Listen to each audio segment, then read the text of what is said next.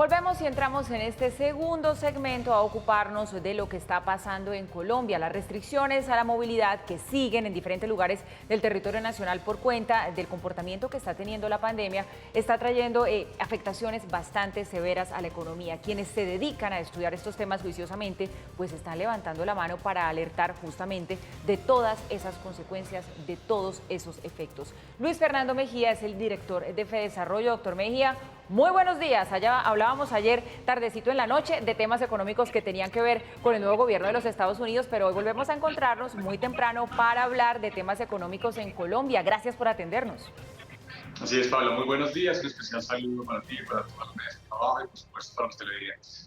Bueno, pues comencemos y pongamos esta situación que estamos viviendo en Colombia en cifras. Un mes de cuarentena, solamente un mes de cuarentena, le cuesta al país entre 48 y 65 billones de pesos. ¿Esos son los cálculos que por lo menos ustedes en FEDesarrollo tenían para el 2020?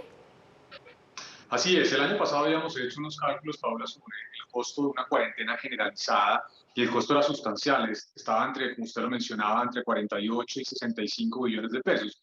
Lo que hicimos ahora fue reactualizar esos cálculos de acuerdo con lo que estamos viendo en estos primeros días del año. Estas restricciones a la movilidad que se han implementado en las principales ciudades del país, producto del segundo pico de contagio que infortunadamente en algunas ciudades como Bogotá, Medellín, están poniendo una presión muy importante sobre la disponibilidad de las unidades de cuidados intensivos. Nuestros cálculos nos indican con base en este análisis que ahora los costos no son tan sustanciales, pero siguen siendo importantes. Estimamos un costo entre 8,3 y 12,5 billones de pesos por cuenta de las restricciones en este mes de enero. Y además estimamos que esto puede generar más de 146.000 empleos perdidos. Esto pone de presente, por supuesto, la importancia de continuar fortaleciendo las medidas de autocuidado, autocontrol y, por supuesto, fortalecer también lo que pueden ser eventuales ayudas, no solamente para los hogares, que se han venido haciendo en algunas ciudades, sino también de manera complementaria, especialmente para las microempresas, que son las que más sufren en este tipo de coyunturas. Claro, las cifras entonces de pérdidas bajan un poquito con respecto a la medición que habían hecho ustedes el año pasado, porque no estamos en cuarentena generalizada, sino con restricciones de movilidad, pero igual siguen siendo muy grandes, entre 8,3 y 12,5 billones de pesos. Nos contaba usted también la cifra de pérdidas de empleo que estiman entre 146.000 y 220.000. Perder empleos es muy fácil, doctor Mejía, pero no así recuperarlos.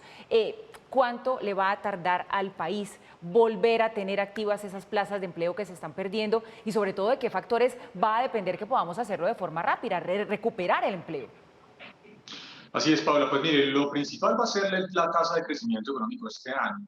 La razón por la cual los economistas nos preocupamos por el crecimiento económico no es porque simplemente nos parezca interesante per se el crecimiento, no, es porque el crecimiento económico es el determinante más fundamental de la generación de empleo.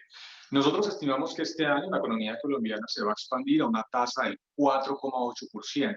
Eso generaría una reducción muy importante del desempleo, que el año pasado cerró por encima del 16% y este año, con base en ese crecimiento que tenemos estimado, podría cerrar alrededor del 11%.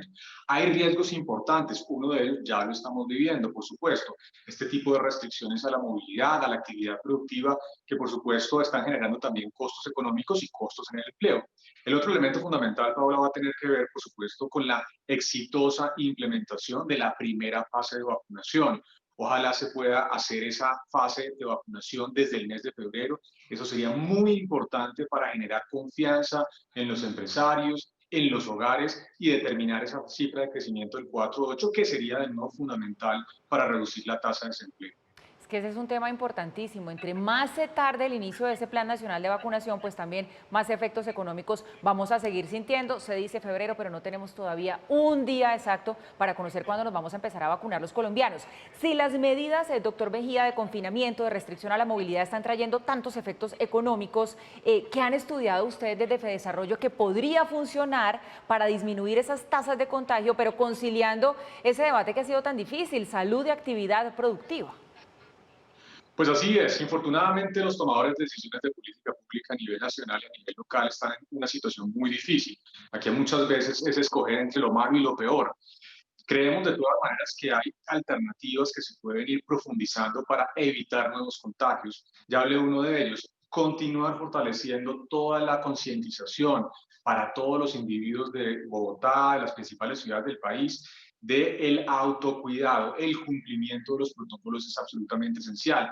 También en un boletín reciente, junto con la ANDI, ANIF, la Cámara de Comercio de Bogotá y Bogotá, hicimos otra serie de sugerencias, por ejemplo, fortalecer el cerco epidemiológico, especialmente focalizando en aquellas personas con altas comorbilidades que pueden ser vulnerables precisamente a este tipo de contagios, y se debe hacer un acompañamiento no solamente en materia de salud, sino también, por supuesto, en materia económica y social. También propusimos, por ejemplo, abrir corredores terrestres y aéreos hacia aquellas ciudades que tengan mayor disponibilidad de unidades de cuidados intensivos para disminuir la presión, por supuesto, que está sufriendo Bogotá y otras ciudades importantes del país. Y finalmente también hablamos de la importancia de fortalecer la estrategia con el sector informal, que sigue siendo sustancial, y ahí se puede hacer un análisis de los focos de contagio para entender cuál es el cumplimiento que se viene haciendo de estos protocolos de bioseguridad. Y también, por supuesto, el acompañamiento económico es fundamental.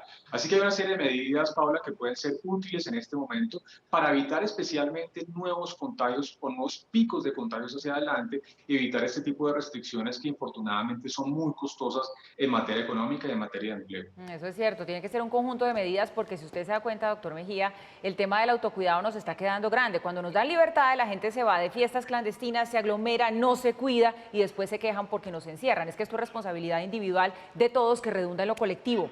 Quería preguntarle por los subsidios, doctor Mejía, que está entregando el gobierno nacional y también algunos mandatarios distritales y locales.